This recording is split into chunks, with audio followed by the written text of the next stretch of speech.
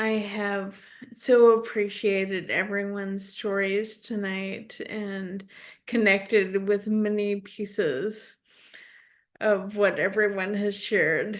Just like a bit here and there, and I'm like, oh, I could tell a story about Kenya, or I could tell a story about, draining my retirement account, or just so many different things that we share.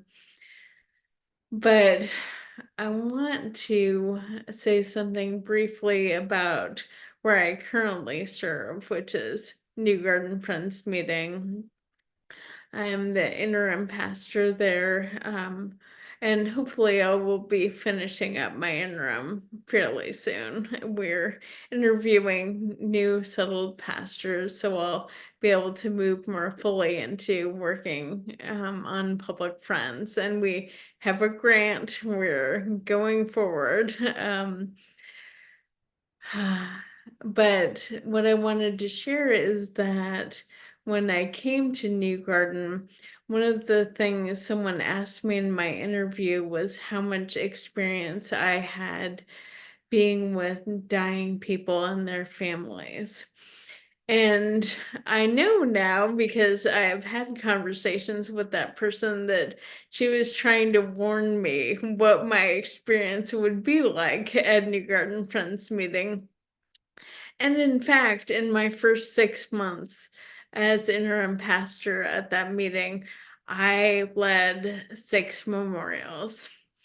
They were coming hard and fast, and they kept going. It averages about one a month.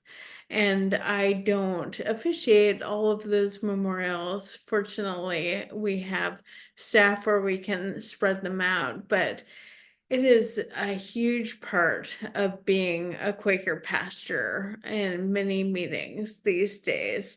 Our average age is very elderly among friends across branches. And I led the meeting in a transition process.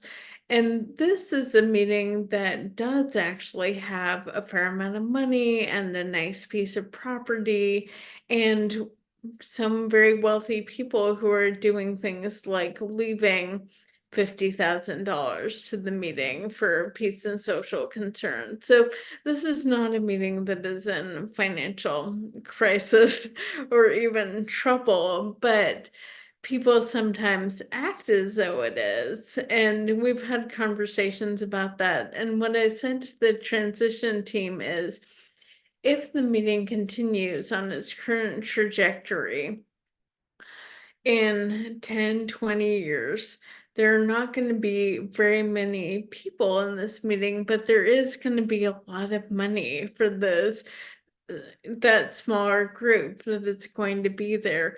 And this woman who was in her 70s looked at me and she was like, "That's great news." And I was surprised because I thought I was telling them bad news. And she was just so hopeful about this future where there would be a smaller group, but they would have the resources to do what they wanted to do. And that has really changed some of my perspective on friends and the future of friends. Um, as we see these shifts in generations and these shifts in our understanding of what public ministry is and what it can be and how to support that. And so I thank you all for sharing a glimpse of where we are now, and I hope that we can all join hands and support each other and move to a hopeful future together. So thank you all for being here tonight. I think Johniki has an announcement. Real quick. Okay, go, Janaki.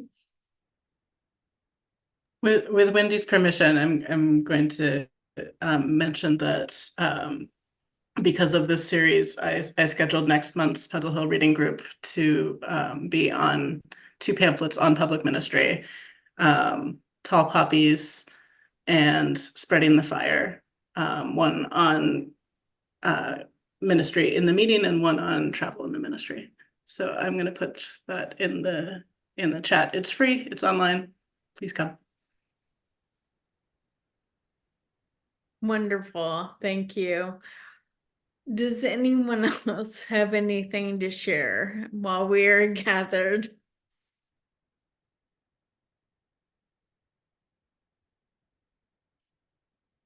Well, if all hearts are clear, then go in peace, friends. Thank you. Hey, Thank you. friends. Thank you. With gratitude. Have a great evening. Thank you so much.